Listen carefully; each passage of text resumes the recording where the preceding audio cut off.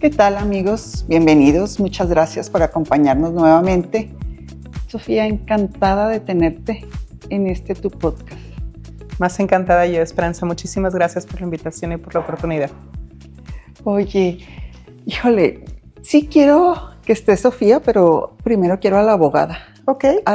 Hay tantos vacíos que desconocemos los padres de hijos con lesión cerebral y también tantos, ¿cómo podría decir? Igual lo sabemos y también nos llena de frustración porque no tenemos tanto ayuda de nuestro gobierno.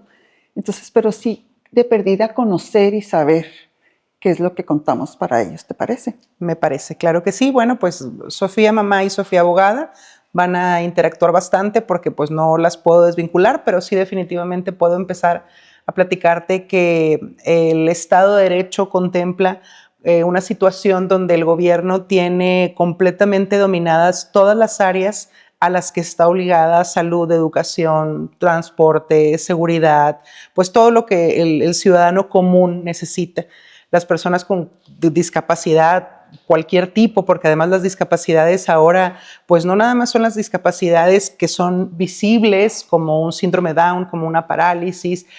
Ahora ya viene el término de neurodivergencia, y la neurodivergencia, pues desde mi punto, esta es una opinión muy personal, todos podríamos ser neurodivergentes. O sea, ¿qué determina cuando una persona es neurotípica y cuándo es neurodivergente?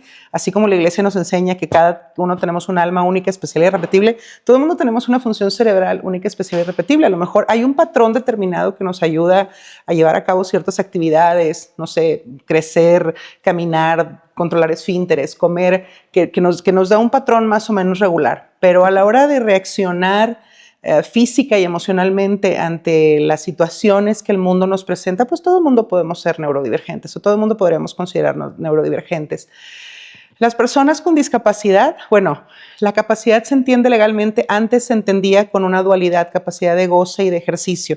Ahorita está mezclada. Obviamente la capacidad de goce es donde yo puedo recibir derechos, y la capacidad de ejercicio es donde puedo ejercer obligaciones. Pero lo entendemos como un todo, y la capacidad es aquella facultad que me da la capacidad, repito, de poder ejercer por mí mismo mis derechos. O sea, yo podría tener la decisión de ir a ejercer mi derecho a la salud, mi derecho a la educación por mí mismo. No necesito que nadie me acompañe. Esos derechos de los que me hablas son los 3 derechos universales que existen, que es la salud, la educación y la alimentación, ¿no? Sí, más o menos. Ajá. Que esos en todo el mundo se tienen que garantizar. O sea, ya por el simple hecho de ser nacer, ciudadanos, de nacer, de ser un ser humano, estar considerado, porque bueno, esa es otra. A partir de cuándo se considera un ser humano, hasta la ley permite que si el aborto, que si un ser vivo o no vivo. Pero bueno, sí, ese es el primer piso de los derechos. La dignidad y esos 3. Sí, o sea, dignidad. Sí, claro. Pues, bueno, y luego alimentación, salud y educación. Y educación, sí. Así es. En cuestión de la discapacidad, los 4 están violados. Por supuesto. Por supuesto, y van a venir más violaciones porque me voy a adelantar un poquito a nuestra charla. He de platicarte que a partir del 2023 la Corte, no sé cómo vaya a funcionar ahora con este nuevo sistema judicial federal, la Corte retira la función o la figura jurídica de interdicción.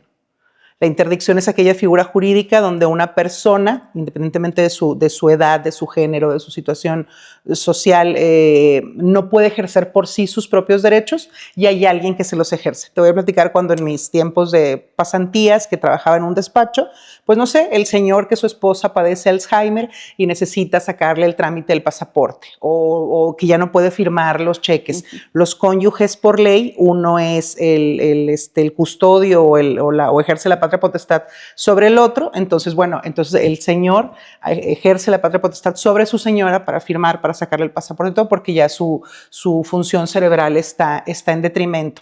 Pues se acostumbraba para los niños con síndrome de Down o para ciertos niños, siempre y cuando no tuvieras bienes. Bueno, si tenías bienes era que se hacía la interdicción y el Estado coadyuvaba. Yo no sé si en el paso del tiempo hubo un uso excesivo o un mal uso de la figura de interdicción, pero entonces ahora, por no discriminar, quieren hablar de una igualdad sustantiva. si no somos iguales, lo que decía ahorita con la neurodivergencia y la neurotipicidad, no podemos equivalidar una persona con una discapacidad con una persona sin discapacidad, O sea, como en una este igualdad caso, sustantiva. querría decir que nuestros hijos pudieran decidir qué hacer con sus...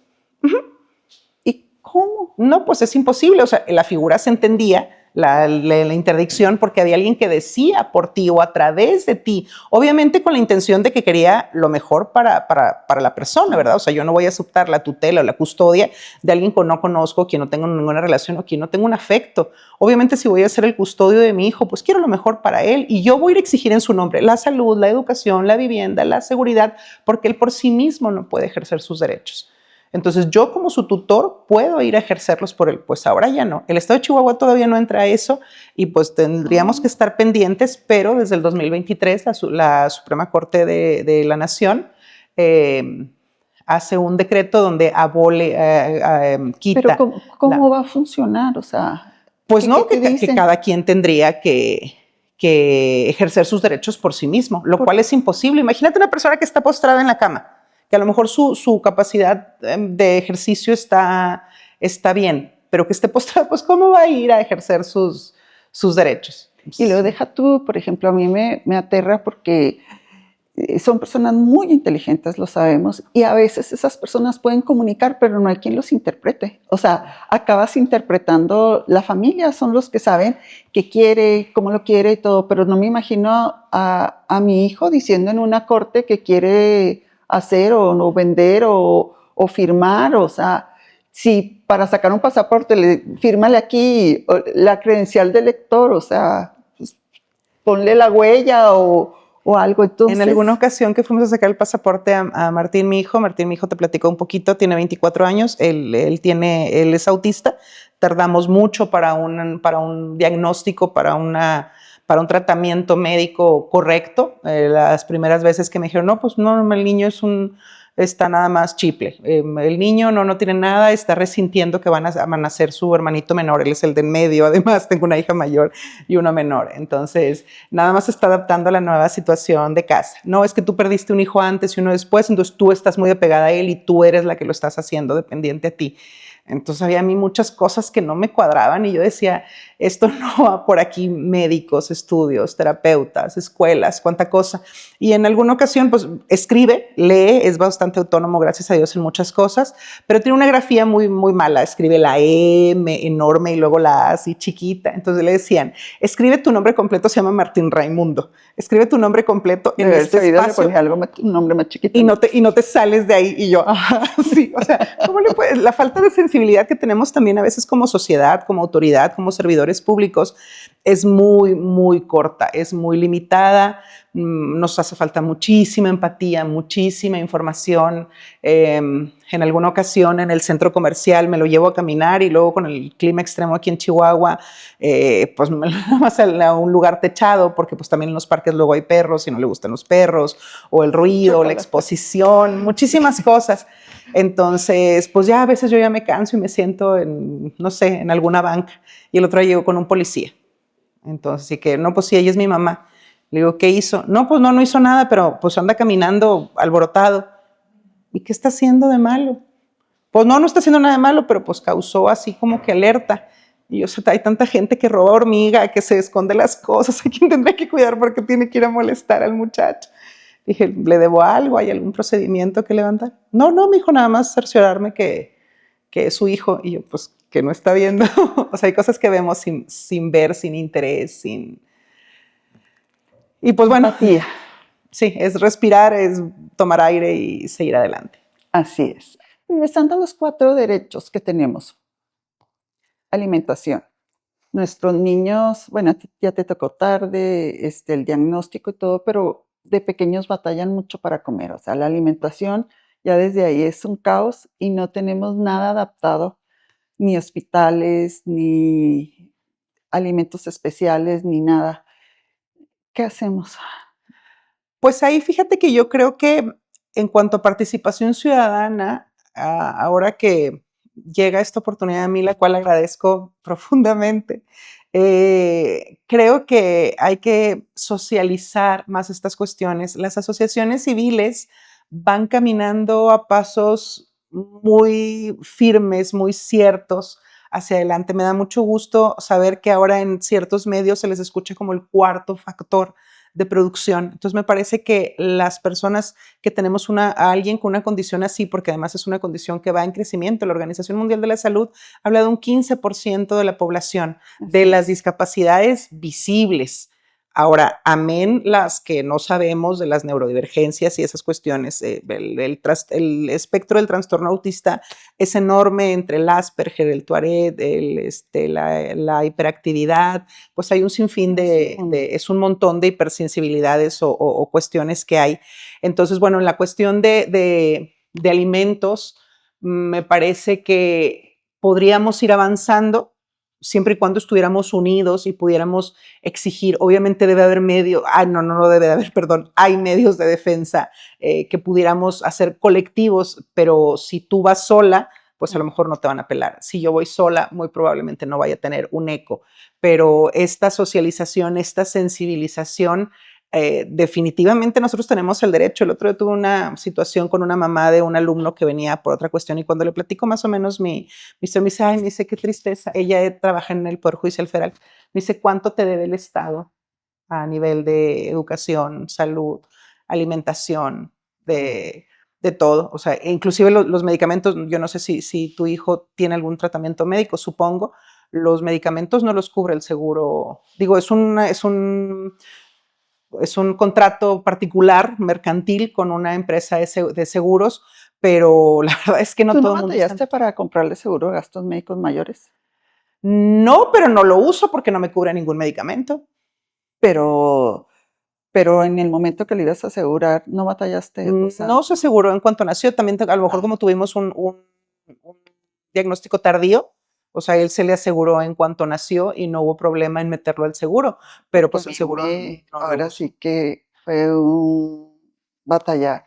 Fíjate, yo duré años buscando un seguro para Rubén. Nosotros, cuando Junior nace, no teníamos seguro de gastos médicos mayores. Compramos mucho después, en el 2010, creo que compramos nosotros el seguro. Y desde el 2010 a dale y dale y dale y dale y nada. En el 2019 me aprobaron el seguro porque escuché un domingo a medianoche, ya ves que se quitan todos los, bueno, no sé si sepas que se quitan todos los programas de radio y se queda la sí, hora la hora nacional. bueno, pues iba yo manejando y escucho la hora nacional y Dios me da la inteligencia, no sé cómo, de grabar lo que escucho, porque decía que la Suprema Corte de Justicia acaba de sacar la ley de no discriminación, en donde no se puede discriminar a ninguna persona con discapacidad, condición, no sé qué les llaman, bajo ninguna condición para obtener seguro de gastos médicos mayores. Y yo lo venía grabando, se lo mando inmediatamente a la gente y le digo, si no me aseguras a Junior, voy a mover a todo el Consejo Consultivo del Estado de Chihuahua, voy a mover a la sociedad civil, voy a mover con este audio, ajá, ya. Pues me lo aseguraron, pero me lo aseguraron por una cuota mínima y nada le puede cubrir la lesión cerebral, que estoy totalmente de acuerdo, porque pues nació con ella.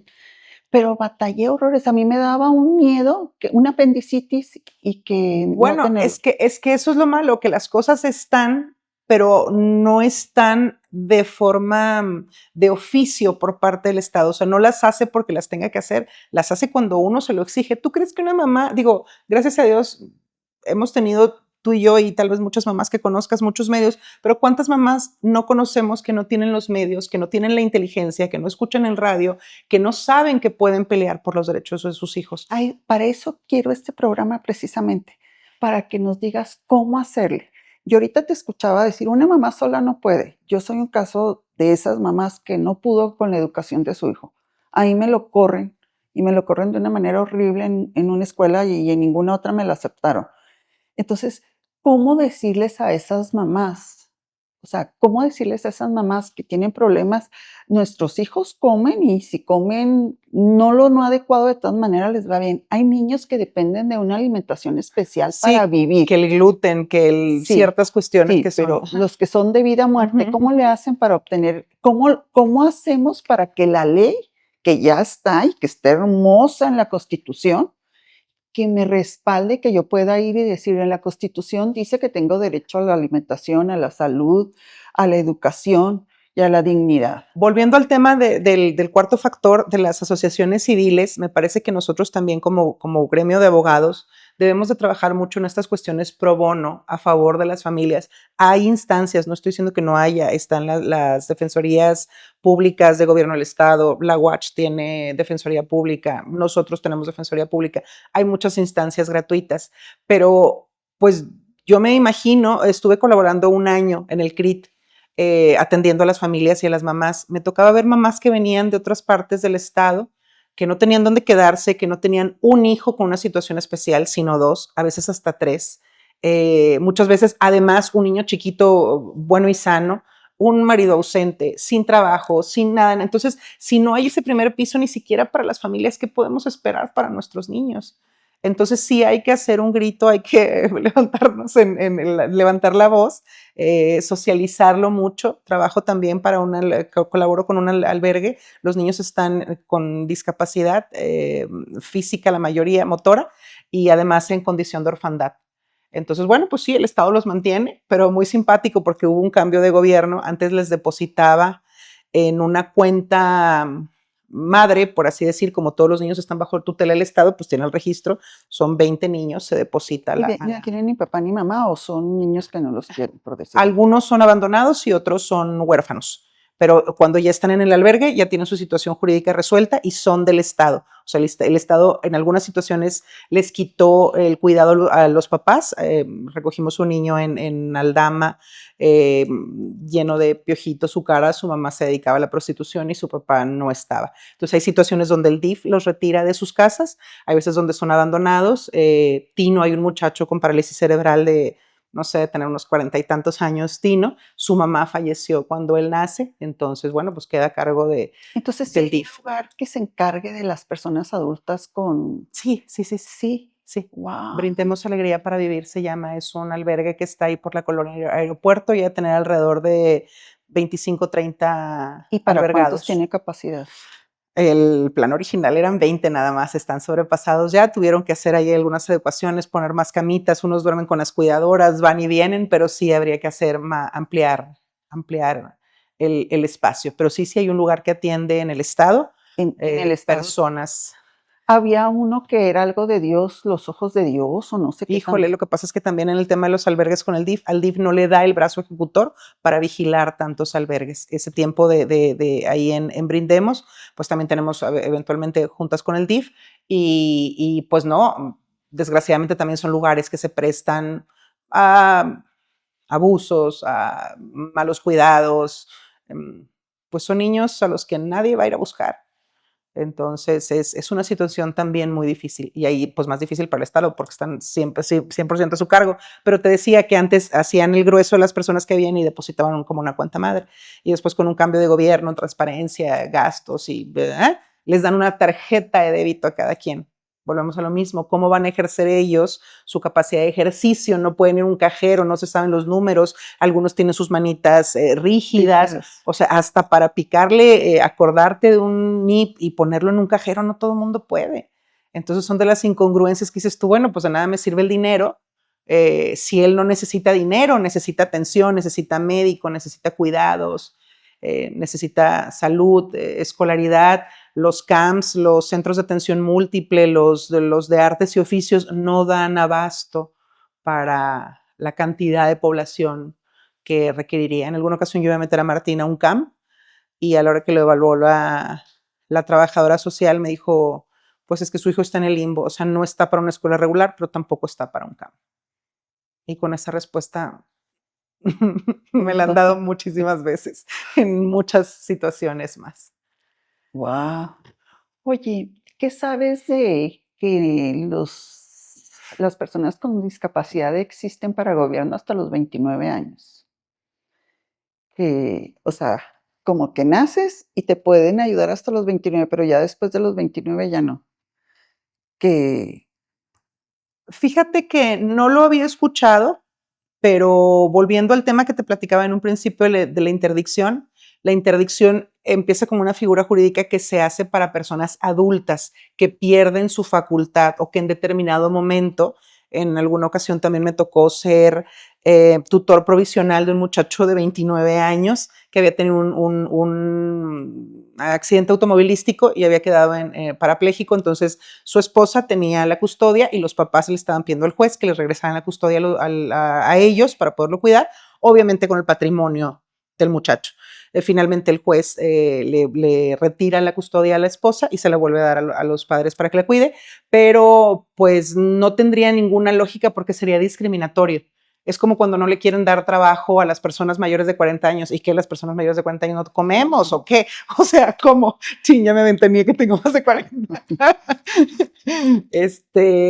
Pues son de las cosas que se va haciendo el mal rumor, pero no tiene ningún fundamento jurídico, moral, ético, lógico. No debiera ser. Y si en determinado momento se le ocurre al Estado en sus creatividades, pues se impugna y no tiene ningún sentido. Oye, y por ejemplo, tú hablas ahorita de más de los 40, pues ya empieza a fallarnos el oído, y más de los 50, pues ya nos falla otra cosa y otra cosa. Y esto se convierte en discapacidad. Sí, Entonces, pero es discapacidad por vejez. sí. Y luego los apoyos para la ley, o sea, para que una ley se apruebe, tiene que haber recursos, es lo que Ujú. debiera, Sí, ¿sí? Entonces, por ejemplo, estos señores que tienen una discapacidad por vejez no entran como apoyos para adultos mayores y que dejaran la discapacidad aparte. ¿podrían ser acumulativos? Sí. Laboralmente se considera como la cesantía cuando tú ya no estás en tus facultades al 100, la cesantía, la vejez, el retiro. Lo que pasa es que ahí se hizo como una telaraña, pues se quebró el seguro social, en los programas de bienestar o de los seguros independientes, de seguros de seguridad social, no han rendido frutos por el tiempo que tienen. Pues sí, a mí me parecería muy justo que fueran acumulativos. Sin embargo, desgraciadamente son cuestiones que se politizan por cuestiones de recursos. Entonces el gobierno tiene la facultad, el poderío de darle a quien quiera lo que quiera, sin preguntarnos. Okay. Entonces, si va a agarrar adeptos o votos por darte y me estás dando, se reduce a eso. O sea, la legalidad, el proceso jurídico, el proceso legislativo para hacerlo, el recurso, queda en puro campo político a lo que el color en turno decide. Es decir, bueno, regresando a lo que hablábamos ahorita, por ejemplo, si tenemos algo que viola los derechos de nuestros niños, tendríamos que buscar algún lugar, como dices, las escuelas tienen, ¿cómo llego y pregunto para, a mí me corren a mi hijo de la escuela y se me hace injusto, y luego llego? Hemos mejorado bastante. Sí hemos caminado. A mí, para empezar, bueno, así más, viendo un poquito Ujú. más a derechos humanos en general, personalmente y ya como abogada me parece impresionante que tuvieron que pasar 2 guerras mundiales para que hubiera una Declaración Universal de Derechos Humanos en 1948 y hasta ese entonces se reconociera la dignidad de las personas, la dignidad intrínseca de las personas.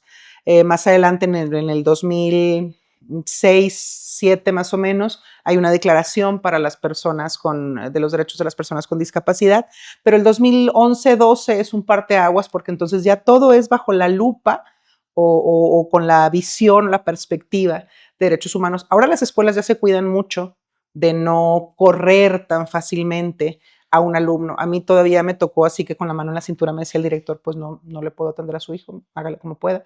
Ahorita ya no, las escuelas inclusive se protegen mucho porque ya hay más medios. A lo mejor no tendrías que ir ni siquiera a ninguna instancia judicial, a lo mejor con hablar a la radio o sacar un periodicazo de que me lo corrieron o ya no me lo aceptaron, se considera discriminatorio. O sea, a partir del 2012 empieza una nueva era de derechos humanos donde ya las escuelas tendrían que estar, para empezar, más obligadas. Siempre ha habido una obligación a partir de la SEP, proveniente de la SEP, que todos los grupos deben de tener al menos 1 o 2 alumnos con algún tipo de discapacidad. Generalmente se referían a los niños con síndrome Down o a los alumnos con síndrome Down, que no tienen tanto problema sensorial, que son a lo mejor más adaptables. A mí me parece impresionante los colores, el ruido, la gente, los olores a personas que son hipersensibles. Deja tú y los que no pueden caminar igual. O sea, ahí, por ejemplo, me estás diciendo que pudieran recibir dos, pero no tienen ni los conocimientos, ni los recursos, ni nada. Y supuestamente la ley tiene que tener un recurso para capacitar a esa gente ahí.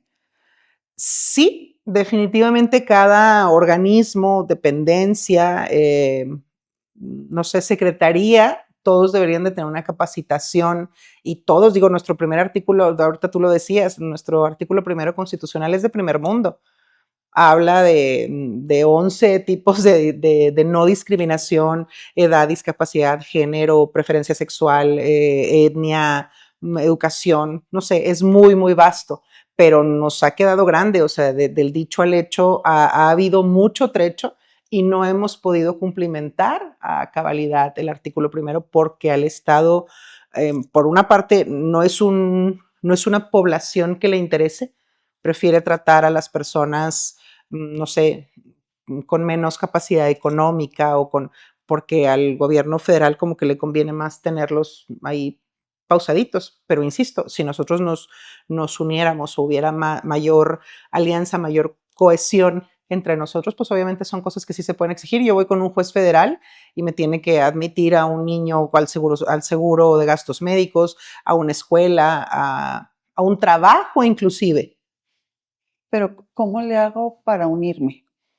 O sea, yo platico contigo y luego con todos y, o sea, ya sé que la fuerza, La unión hace la fuerza. sí, pero ¿cómo le hago? O sea, imagínate la mamá que está en su casa, obviamente la mamá más amolada es a la que más le violan todos los derechos. O sea, ¿cómo le hago para que esas mamás sepan que no tiene por qué estarles pasando eso?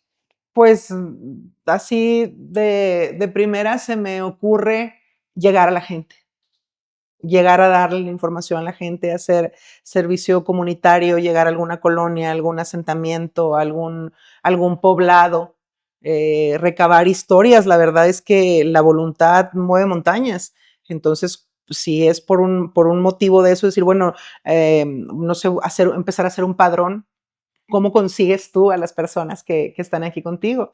De boca en boca. Entonces, bueno, sé, empecé a levantar un padrón y que hubiera un comité probablemente que dijera, bueno, a lo mejor esta persona es más prioritaria de momento porque está pasando por una situación particular. Entonces, bueno, y priorizar y darles apoyo y guiarlos hacia las instancias que deben de ser. Y también tener contactos en gobiernos municipales, estatales, federales, de sensibilizar a las personas pues con estudios, con historias de vida. El tiempo que te digo que trabajé que colaboré en el CRIT, pues todas estas campañas que se hacen, no sé, se había hecho la del Teletón muchísimos años, es sensibilizar que haya recursos porque gente buena sí hay. Gente Mucha. dispuesta a ayudar, médicos, enfermeras, sociedad civil. ¿Cuántas veces vemos en redes, tal persona tuvo un accidente, necesita tal cosa? Las personas apoyamos en términos generales, independientemente de la nacionalidad. O sea, el uno a uno sí existe, es cuestión de organizar, me parece, un movimiento que fuera en favor, porque además todos vamos para allá, Aparte. todos vamos para allá. ¿Quién nos garantiza que, no sé, cualquier cosa, una enfermedad, un accidente, la alimentación que tenemos, la obesidad, la hipertensión, el azúcar, pues todas esas van en detrimento de nuestra calidad de vida y nuestro promedio de vida ha ido aumentando, pero no la calidad de vida necesariamente. Oye, cambiándose así de un tema drásticamente, ¿qué sabes de las observaciones que se le hicieron a México en cuestión de la discapacidad? ¿Cuánto hemos mejorado? En términos específicos de discapacidad hay muy buenas intenciones. Hay iniciativas federales a nivel de los congresos locales para mejorar y para dar mejores oportunidades. Sin embargo, hay mucha falta de seguimiento porque no es nada más tarea del gobierno, no es nada más tarea de los padres de familia o de las familias o de la educación o de la salud. Tendríamos que estar todos en el mismo trayecto. Y todo es, desgraciadamente, a petición de parte. O sea, si yo voy y acuso o interpongo un medio de defensa en contra de una discriminación, muy probablemente un juez me vaya a dar la razón. O sea, si los jueces no son unas malas personas. Pero el llegar del punto A al punto B, ese es el problema del trayecto. El Estado, la nación, el gobierno federal, no está en contra de ayudar, sino simplemente no tiene los medios porque no le genera aplausos, ni reflectores, ni nada el tema de la discapacidad. Y es un tema increíblemente... Tuve la oportunidad de presentar el libro en San Lázaro. Ay, qué padre. Sí, muy padre, fue una experiencia muy bonita. Y cuando una de las diputadas, la diputada de, ay, no recuerdo de qué era, dice, nos tiene muy preocupados el tema de la discapacidad. Jamás creímos que fuera tan grande, por decirlo así. Y luego yo decía, ok, o sea, ¿cómo le hacemos si es un tema muy grande, si es un tema, pues ahora sí que acabo de ver una serie que se me quedó muy grabada que dice, el mundo de la discapacidad es aterrador. Y luego yo, pues es que sí, la verdad es que sí es aterrador, pero ¿cómo le hacemos para, o sea, si ya nos dimos cuenta y ya estamos viendo toda la problemática, ¿cómo podemos arreglarlo? O sea, en cuestión de, ya sé que cada uno, o sea, nosotros como madres lo arreglamos todos los días, o sea, estamos ahí, estamos sacando lo mejor de nosotros y le estamos dando, y la sociedad también, o sea, tenemos muchos avances en esa cuestión, pero ¿cómo le hacemos para que los derechos que tenemos como seres humanos se cumplan? Exigiéndolos, socializándolos, demandándolos, porque al gobierno, insisto, no es un sector de población que esté en su interés. A lo mejor sí le preocupa, no creo que tengan mala intención con ellos, pero insisto, no les representa desgraciadamente políticamente un voto o una cuestión favorable hacia ellos. Entonces lo van dejando. En el tema también de los gobiernos, debe ser difícil. Me voy a salir un poquito del tema. No sé si siguieron las noticias. Ha habido 3 suicidios en la ciudad de Los Puentes. Y oía que entrevistaban al presidente municipal y decía, en el 2025 vamos a activar algo que tenemos con el nuevo presupuesto para poner, no sé si era un protocolo, redes de seguridad, gente que estuviera vigilando los puentes. Yo decía, eso no es primordial, eso no es principal, evitar que nuestros jóvenes estén tirando los puentes. O sea, ¿por qué lo posponen? Obviamente yo no sé cuáles son los pendientes que tenga el municipio, pero a la hora que es algo tan sensible como esa cuestión, no son 3 casos aislados de 3 jóvenes, son 3 familias que están sufriendo por la pérdida de eso. Y son muchísimos. Y son muchísimos más. Chihuahua, desgraciadamente, es el primer estado en esas situaciones. Entonces, ¿qué hay más importante para los gobiernos, insisto, municipal, estatal, federal, pues que nuestra juventud, que nuestros jóvenes, sea cualquier sea la condición que ellos tengan? Que estén seguros. Que estén seguros, que estén seguros. Así es. Simplemente el helicóptero, ahorita que hablábamos de los ruidos y las cosas, de las hipersensibilidades, cuando, no sé, hay algún evento que anda el helicóptero por la ciudad, bueno, así como dicen que los animales les causa malestar el ruido del helicóptero, a Martín no sabes lo que lo altera el ruido del helicóptero. A Jenner también, pero él quiere estarse esperando que dé otra vuelta y esperando que dé otra vuelta, y si no vuelve, pues ahí me estoy... No, el mío Sí. se aterra porque no puede estar seguro, sentirse seguro dentro de su propia casa. Yo por más que le explico, esta es tu casa, nadie va a entrar, el helicóptero no viene por ti, el helicóptero está afuera. Pues es algo que no entiende. Sí, y a mí me llama mucho la atención porque nosotros, yo creo porque yo siempre ando en 20,000 cosas, nunca escucho, aparte estoy sorda, pero nunca, o sea, el único que detecta que anda un helicóptero en Cuauhtémoc es Junior y sale vuelto loco y a ver a qué horas vuelve, y así como si yo tuviera la varita mágica de que vuelva a pasar, Sí, pues que ya no. Entonces, pues bueno, la verdad es que los sonidos ambientales son un caos para muchos de nuestros hijos, y para otros pues es también el no escuchar. Bueno, ese es otro tema. Regresando un poquito otra vez con lo de la ley y todo esto, ¿qué supiste del Instituto Chihuahuense para Personas con Discapacidad que se iba a formar aquí en Chihuahua? ¿No sabes nada?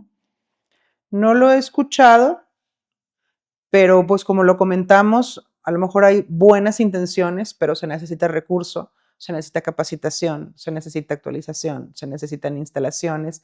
Me parece que ahí la sociedad civil deberíamos de ser más organizadas. O sea, obviamente sí, el Estado debe de apoyarlo, pero me parece mucho más fácil mediante asociaciones. Insisto nuevamente, el cuarto factor, crear los espacios y buscar las capacitaciones, bajar recursos y poderlo llevar a cabo de una manera más sentida y más sensible. Pero pues sí, obviamente, pues igual que la Fiscalía de la Mujer, del DIF que protege a los niños, niñas, adolescentes, personas adultas mayores, bueno, ¿y dónde están las personas con discapacidad? Me parece que el del DIF ya tiene personas también con discapacidad. Entra en Es grupos parte. vulnerables. Sí, entra dentro de grupos vulnerables. Entonces, pues es mucho, ahí entran ancianos, entran niños, entran madres, o sea, como que se abre mucho. Pero es que es impresionante porque el único grupo no vulnerable es el varón, como lo estamos volviendo a la época de los romanos, o sea, el varón mayor de edad, paterfamilias que trabaja. A mí, yo les platico mucho a los alumnos que cuando yo era estudiante, los grupos vulnerables eran a lo mejor, no sé, los presos, los drogadictos, algunas etnias en extinción, enfermos mentales, no tanto como discapacidad, otro tipo de cosas. Y ahorita las mujeres somos grupo vulnerable, representamos el 52% de la población mundial. O sea, no somos una minoría, somos la mayoría y así somos un grupo vulnerable. Entonces también el concepto de vulnerabilidad ya no son minorías, entonces el Estado tendría que ver, oye, esto me está creciendo. No es nada más legislar o hacer cosas para la mayoría, tengo que checar o tengo que revisar o tengo que no descuidar esta parte que también me representa una población importante y además en crecimiento. Wow. Bueno, pues de todo lo que hemos hablado, de tu experiencia, el aprendizaje, ¿con qué quisiera cerrar? Pues mira, a mí me ha dejado mucho aprendizaje en un montón de sentidos porque pues aquí no queda de otra, es abrirse, aceptar las cosas, navegarlas, remarlas, medio, a veces te ahogan un poquito más que otras con esa misma analogía del agua, pero siempre, siempre la esperanza, siempre la certeza de que siempre hay puertas, siempre hay manos, siempre hay ojos, siempre hay oídos que escuchan, que ven, que sienten y que trabajan de la mano. Igual que en cualquier crisis, pues nada es eterno, no estamos siempre en prosperidad, no estamos siempre en crisis. En crisis hay que tener resguardo para salir pronto de las crisis y de una u otra forma, pues obviamente tengo un montón de preguntas hacia el futuro. Pues vamos creciendo, ahorita los hijos, la mayor y el menor están fuera de casa, ya nada más nos quedamos con Martín, cada vez veo pasar más el tiempo y digo, ¿qué va a pasar? No sé, 15, 10, 20 años, Dios sabrá, gracias a Dios, pues también a través de la creencia, de la fe, de la esperanza, es saber que pues se van dando los medios. Ahora que recibí esta invitación, yo dije, bueno, ¿cuánto tiempo habíamos estado pensando en algo así? Entonces, pues esto no es un final, es el inicio de nuevas relaciones, de nuevas ideas, de más ojos, de más oídos, de más manos, de más mentes para trabajar en un fin común. Pues yo te agradezco mucho y créeme que cuando me dijeron,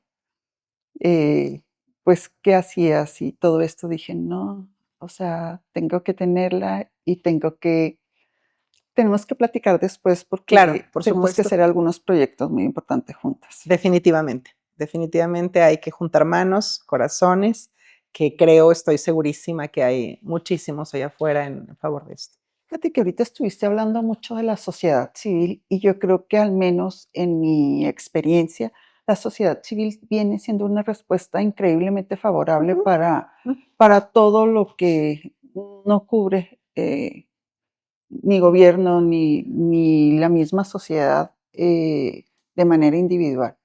Ahorita yo creo que una de las fortalezas más grandes es contar, al menos en cuestión de la discapacidad, yo veo que hay muchísimas organizaciones que son insuficientes, o sea, necesitamos todavía muchísimas más y ponernos de acuerdo en decir qué rol cubrimos cada una, porque nos enfocamos muchas a niños, pero muy pocas a adultos mayores con discapacidad, por decir algo, o muy pocas en lo laboral o queremos que sea lo laboral una obligación que puedas, o sea, que la ley dice que puedes trabajar, pero no estás apto para trabajar, entonces tendríamos que trabajar más en tener a los jóvenes o adultos no tan mayores, en que sean capaces de poder estar laborando en cualquier lado.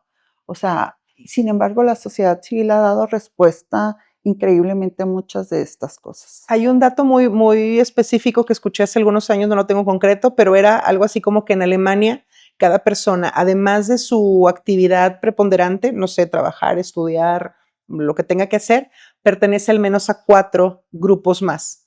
No sé, yo juego un deporte, ayudo en la iglesia, planto árboles y cuido perros. No sé. ¿Cuántas? O sea, si nosotros nos fijamos ese techo, todo mundo hacemos algo, pero a lo mejor hacemos una sola cosa. Ay, sí, yo soy muy buena porque además de hacer mi actividad preponderante con lo que me da de comer, ayudo en tal cosa. Hay que quitarle ese ayuda, es un compromiso.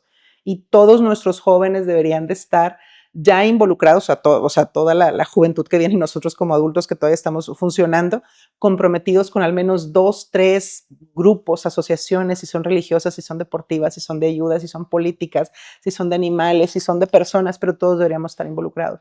Las personas no podemos hacer una sola cosa y sentarnos en nuestra zona de confort y decir, sí, bueno, pues yo trabajo, no mato, no robo, vivo honestamente. No, involúcrate, o sea, métete a más cosas. Participa, tiempo tenemos un montón y entre mejor lo organizas, más rinde.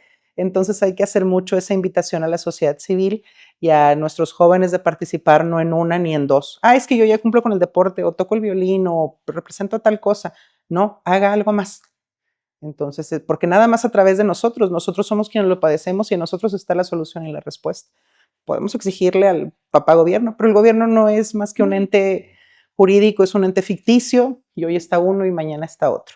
Sí. Entonces le debemos de exigir que cumpla con su obligación para con nosotros, pero nosotros también estar organizados. Fíjate que con esto quiero cerrar, igual si estás de acuerdo y si no me dices. Si nosotros como madre nos hubiéramos esperado, al menos yo voy a hablar por mí pues, si yo como madre me hubiera esperado a que me hubiera solucionado el problema de microcefalia de Junior, se me hubiera muerto hace muchos años.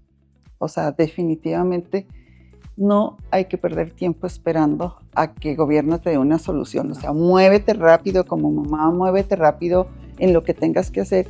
Y si llega un momento en donde necesites hacer valer tus derechos, únete y busca ayuda y pide que se hagan valer sus derechos. Claro, o sea, definitivamente. ¿así? Sí. Bueno, pues muchas gracias por la invitación. No, al contrario, gracias por estar aquí. Hasta luego. Hasta luego.